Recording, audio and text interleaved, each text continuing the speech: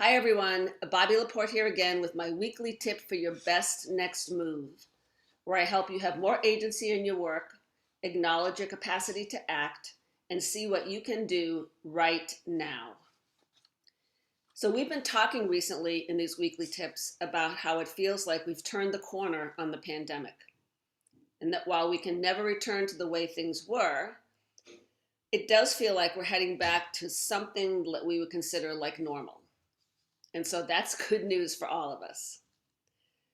But I have also cautioned you about the temptation of believing that everyone is fine now, because they're not. Many of the effects of the pandemic continue to impact the people in our lives. Feelings of loneliness, loss, grief, isolation, and restlessness. Here's some very interesting but troubling data. A recent study by the CDC found that 41% of all adults struggle with mental health issues from the pandemic.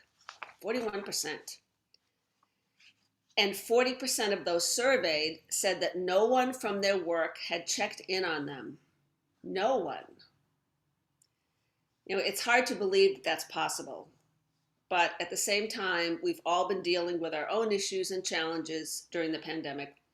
And we often assume that people are okay if they don't tell us otherwise. It only takes a minute to check in on your team members, to show concern, to listen, and perhaps give them a lifeline if they need it. Only a minute. So here's my tip. When you reach out to the people on your team next to check in on them, try not to ask, "How are you doing?" Because that's a very genericized greeting or question that has little meaning. People often ask that and they don't respect a response, or at least not an honest one. Instead, ask something more specific like, "How are you feeling today?"